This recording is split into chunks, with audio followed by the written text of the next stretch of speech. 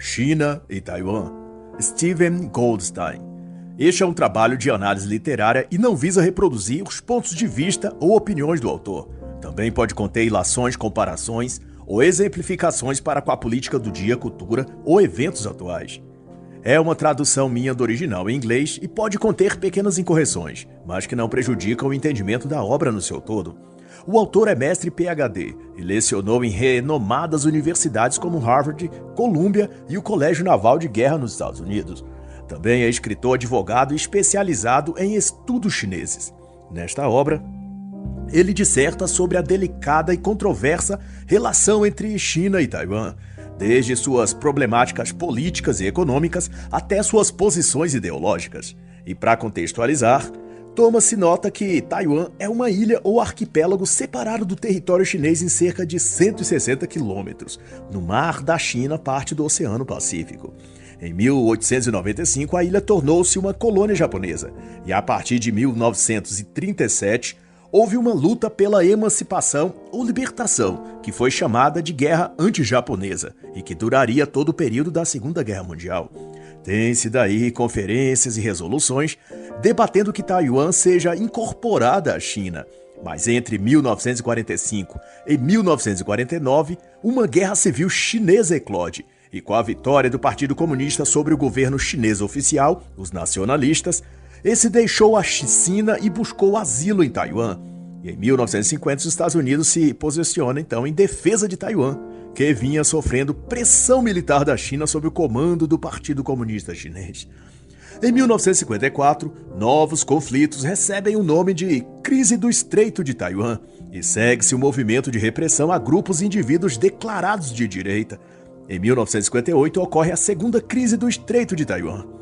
De 1959 a 1961, as relações entre a ilha de Taiwan e o continente chinês passam a segundo plano devido à grande fome que ocorre em toda a China pela implantação do plano econômico desastroso do Partido Comunista à frente do governo chinês de transformar a matriz econômica na China de agrária para industrial em pouquíssimo tempo, o que não dá certo e resulta em fome generalizada no país, com 100 milhões de mortos.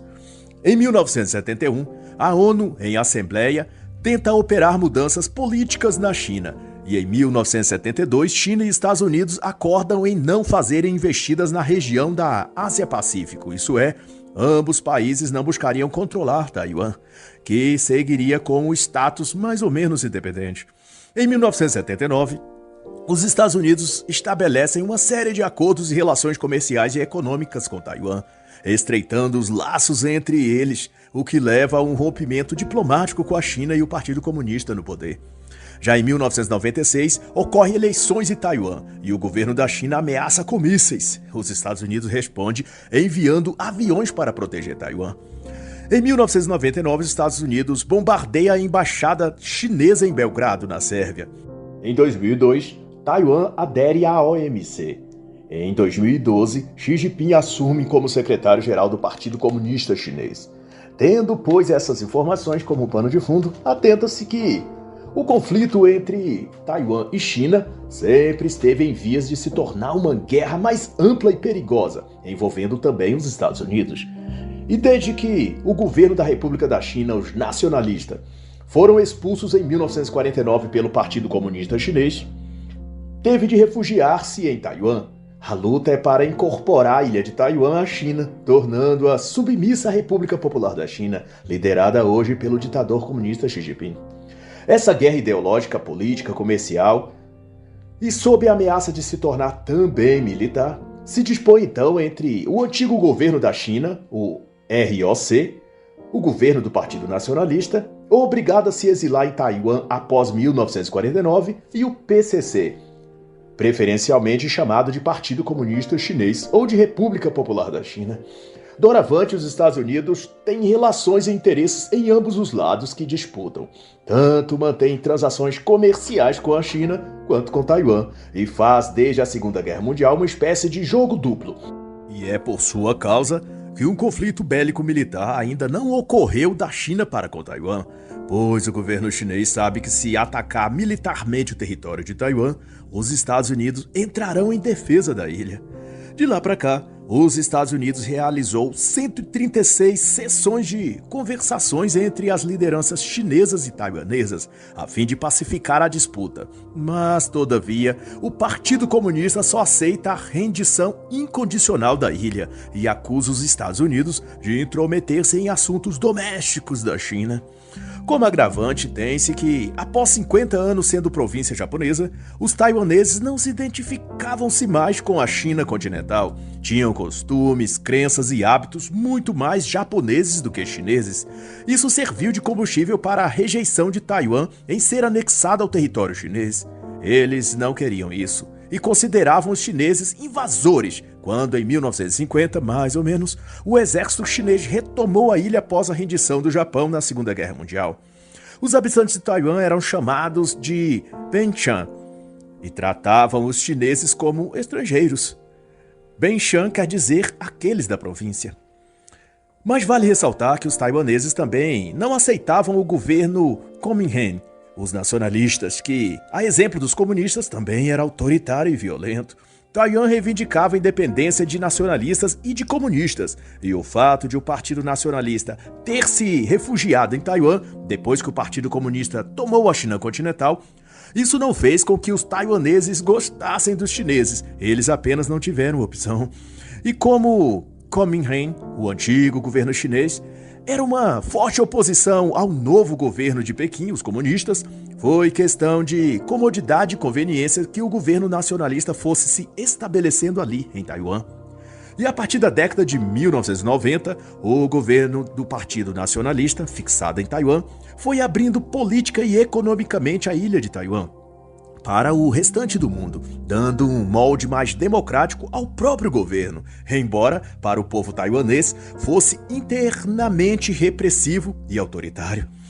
Há de relevante também, no tocante a isso, que as relações de Taiwan para com outros países ocorrem sob o auspício de Taiwan como território aduaneiro separado, e não como nação soberana ou algo assim.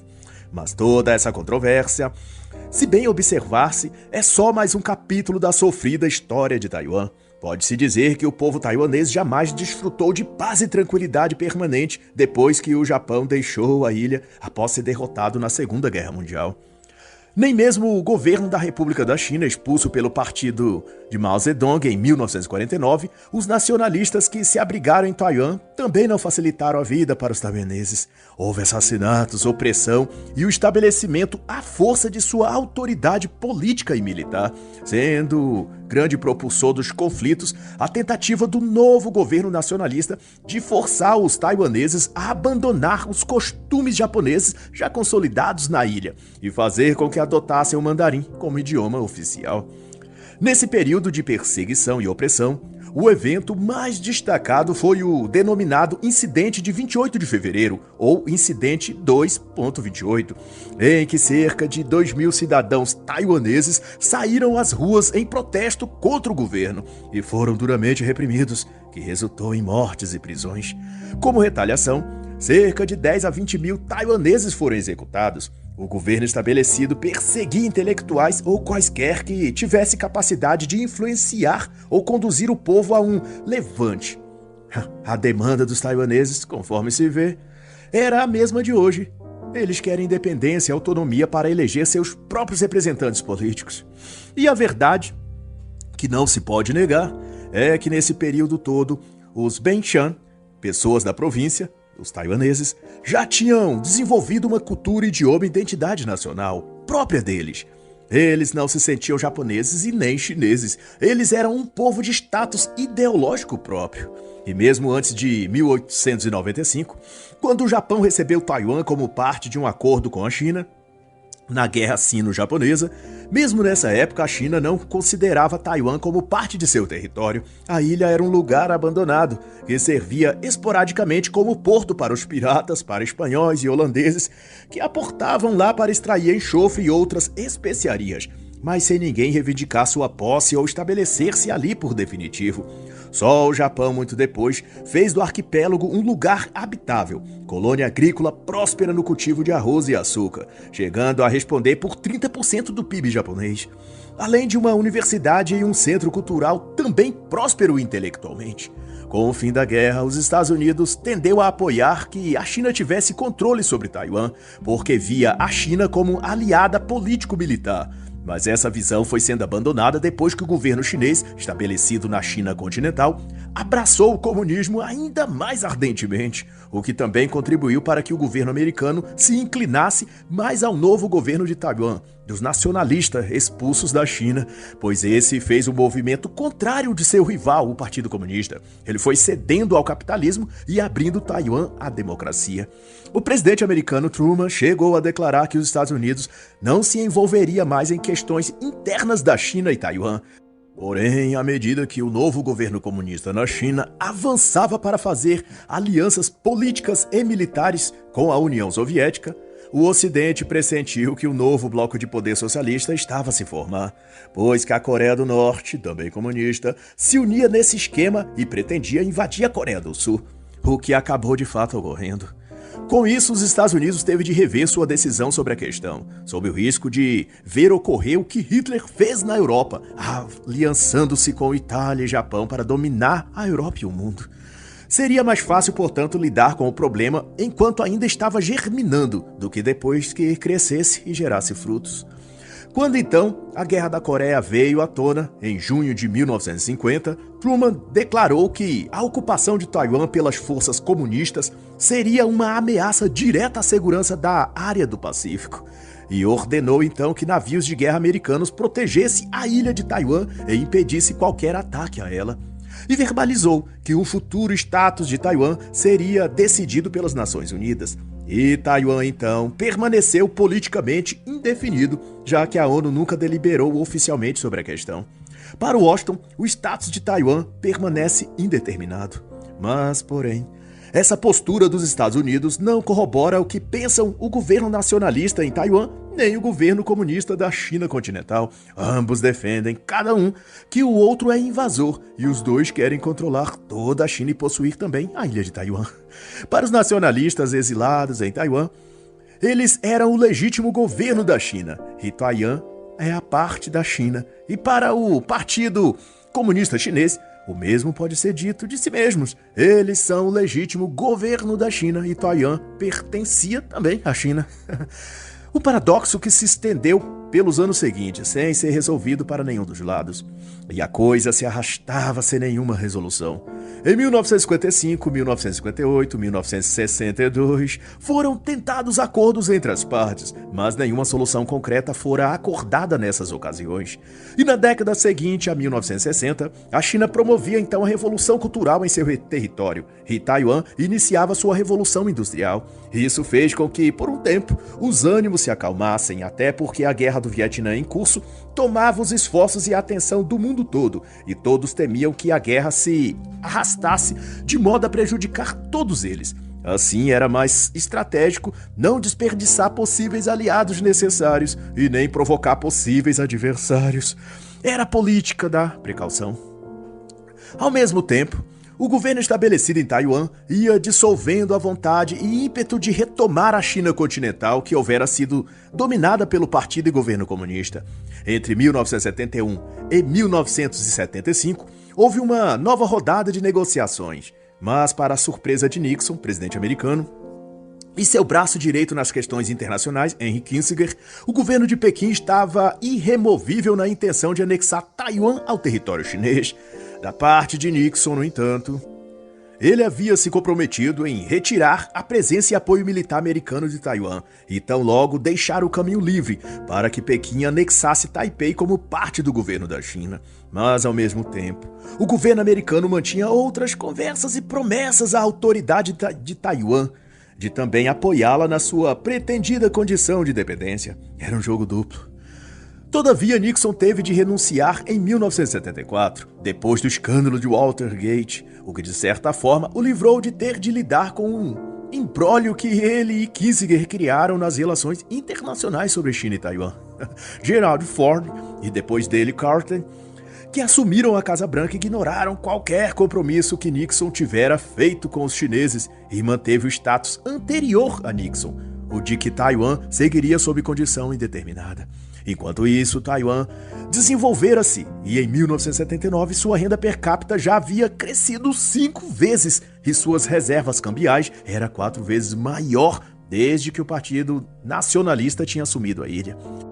Com esses ajustes diplomáticos e comerciais, Taiwan foi costurando relações comerciais com outros países e, na prática, atuava de igual para igual com cerca de 114 países estrangeiros, o que elevou o padrão de vida dos taiwaneses nos aspectos material, cultural, intelectual, além de se tornar uma democracia pujante, com eleições regulares para diversos cargos e funções na política administrativa e a formação de uma sociedade mais esclarecida e culta. E um clima de normalização foi se estabelecendo, só estremecida esporadicamente, quando o governo comunista chinês ameaçava alguma investida militar, mas sem levar suas palavras para além da retórica. Mesmo porque os Estados Unidos continuavam a manter seu apoio militar a Taiwan em caso de invasão chinesa. Substancialmente, como se vê, pouca coisa mudou em todo esse tempo. Na mesa de negociações estavam as mesmas cartas, embora os jogadores tivessem mudado. Do lado americano, agora estava Jimmy Carter, e do lado chinês, Deng Xiaoping. Mas o impasse se mantinha, e após conversas oficiais entre os dois governos, o sentimento de ambos os lados pôde ser traduzido na declaração do Departamento de Estado dos Estados Unidos, de que a questão era difícil. E mesmo com a visita de Deng Xiaoping aos Estados Unidos, nem ele nem Carter fecharam um acordo concreto. O impasse continuaria por muitos anos. Nota-se que, em toda essa negociação, ou tentativa de acordo, Taiwan é mantido de fora das conversas. As tentativas oficiais contam com jogadores apenas dos Estados Unidos e da China. A ilha de Taiwan está na disputa. O futuro dos taiwaneses está em jogo. Mas o governo local de Taiwan não era convidado para o play. Era colocado como criança, mandada ficar no quarto quieto enquanto os adultos discutiam na sala. Uma condição incômoda, sem dúvidas. A consequência disso foi que, quando o vice-secretário de Estado dos Estados Unidos visitou Taiwan, ele foi recebido por manifestações de protesto pelos taiwaneses. Depois disso, o Congresso americano aprovou o estabelecimento de um escritório equivalente na prática a um consulado em Taiwan, para fim de cuidar dos interesses americanos de cunho das relações internacionais e diplomáticas. O presidente eleito seguinte a Carter, Ronald Reagan, foi ainda mais firme na defesa de Taiwan e disse que esse assunto era um tipo de batalha global contra o comunismo. Isto é, se o governo de Pequim anexasse Taiwan, equivaleria a um fortalecimento e expansão do comunismo sobre o mundo livre no Ocidente. Mas, ao mesmo tempo, Reagan não fez muito diferente dos seus antecessores e também jogou com os dois lados, fazendo promessas e emitindo comunicados de interpretação dúbia para ambos os lados. A China induzia a acreditar que os Estados Unidos se afastaria de Taiwan e deixaria de vender armas a essa e não a defenderia militarmente.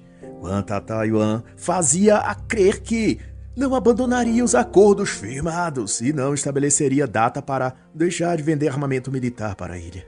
E dessa forma tudo ficava no mesmo lugar. Uma posição incerta e indeterminada. O que se tinha de concreto era que o governo comunista da China levava seu povo e país para um cada vez mais profundo comunismo e totalitarismo, e a autoridade administrativa de Taiwan fazia o oposto. Estabelecia bases democráticas na ilha e liberdade econômica individual para o povo. Já havia, inclusive, votações populares e até partidos políticos opositores uns aos outros, conforme o sistema regular de eleições preconizava. Desde 1996, o próprio povo de Taiwan adquiriu o direito de votar em um presidente e toda a legislatura nacional. E escritores e educadores eram livres para explorar a história e a cultura de Taiwan, e a classe média se consolidava, destacando uma identidade cultural e um sentimento de nacionalismo nos cidadãos taiwaneses. Por fim, Taiwan emergia como uma entidade democrática no cenário internacional, mas que, porém, continuaria a sofrer recorrentes ameaças de invasão do governo comunista da China. Em 1996, o primeiro presidente eleito pelo voto democrático em Taiwan resistiu às ameaças da China e conclamou que Taiwan lutaria por seu espaço de existência. Todavia, em Washington, o governo americano, agora chefiado por Bill Clinton, não se fazia tão favorável a Taiwan e direcionou sua política externa mais aos interesses do governo comunista chinês.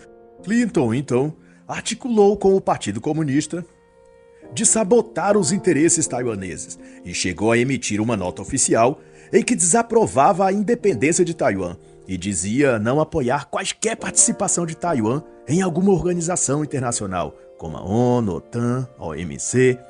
E quanto mais Lee Teng-hui, o presidente eleito de Taiwan, se movimentava no sentido de independência e autonomia taiwanesa, Bill Clinton se unia ideologicamente ao governo chinês para obstruir esse movimento do governo de Taiwan.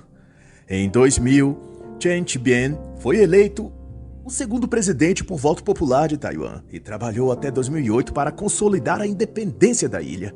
Nessa época, Bush havia substituído Clinton no governo e, embora acenasse em bajulação ao governo chinês, por força do Congresso eleito, os Estados Unidos reforçou seu apoio a Taiwan, corrigindo em parte a rota em oposto que Bill Clinton tinha assumido. Houve então mais acordo com Taiwan sobre compras de armas e treinamento militar. Em 2001, o ataque às Torres Gêmeas e posteriormente a guerra do Afeganistão tomaram o cenário internacional e outra vez as questões China-Taiwan tiveram de ir para segundo plano. Em 2007, Chen, o presidente taiwanês, solicitou à ONU que admitisse Taiwan em seu quadro de membros signatários, mas a ONU negou. E após o segundo mandato de Chen, Mao Zedong foi eleito e Chen acabaria preso por acusações de corrupção e o novo governo buscaria diluir a vontade popular quanto à independência de Taiwan. Ele sugeriria uma trégua diplomática para sarar as feridas mútuas daqueles desgastes políticos e ideológicos dos anos anteriores entre Taiwan, China e Estados Unidos. Doravante, diferente de Hu Jintao, Xi Jinping, assim que assumiu o poder na China entre 2002 e 2013, dispôs logo de iniciar novas pressões sobre Taiwan. E enquanto Hu Jintao falava em unificação pacífica, Xi Jinping anunciava que estava disposto a usar força militar contra Taiwan para unificá-la à China. Com o governo Obama, o acordo para a venda de armas foi renovado. Mas Barack Obama não concordou em Taiwan investir em caças aéreos e submarinos, o que manteve a bola no jogo, mas ela continuava quicando, sem ser dominada por nenhum dos jogadores. Como Clinton, Obama optou por sabotar a participação de Taiwan em organismos internacionais como Estado, e em alguns pontos o governo de Washington chegou a atuar contra Taiwan, mas concomitante, também dissuadia qualquer elevação de tom da China contra Taipei, mantendo, portanto, Xi Jinping a uma distância estratégica da ilha. Mas não obstante esses entraves, a balança comercial de Taiwan continuava bem equilibrada, aumentando a receita econômica à medida que Taiwan se industrializava e abria a sua economia cada vez mais. Até o ano de 1995, as exportações taiwanesas consistiam em calçados, plásticos e gêneros alimentícios, o que já consolidava bem a economia local, mas a partir da virada do milênio, passou também a investir em computadores, tecnologia da informação e equipamentos elétricos, o que proporcionou um salto ainda maior na economia, e em alguns desses setores chegou a representar 44% das exportações globais. Empresas como a Sony, HP, tinham seus produtos fabricados em Taiwan, e muito do que saía para o mundo com etiquetas de que foi produzido na China ou Made in China, como se diz, são na realidade feitos em Taiwan. Mas por questões burocráticas e diplomáticas em relação à China, tem de conter essa marca como que fossem produtos chineses e não taiwaneses. Quanto a Acer, HTC, diversas outras marcas de smartphones, laptops e componentes elétricos e eletrônicos são na verdade produzidos em Taiwan, embora a relação entre a ilha e a China continental acabe politizando também a questão comercial, por conseguinte. E por conclusão, o relacionamento China-Taiwan se mantém dramático, como nunca deixou de ser. Em 2022, a presidente da Câmara dos Representantes dos Estados Unidos, Nancy Pelosi, visitou diplomaticamente a ilha de Taiwan E de então o governo chinês retomou exercícios militares em torno da ilha e disparou ameaças, prometendo invadir Taiwan e anexá-la ao continente. E a tensão se segue. E embora assustador para todos nós no Ocidente, para os taiwaneses e o governo, é só mais um triste dia normal. E fica a reflexão. E este é o julgamento, que a luz veio ao mundo, mas os homens amaram mais as trevas do que a luz, porque suas obras eram más. E assim, encerra a análise da obra China e Taiwan, de Steve M. Goldstein.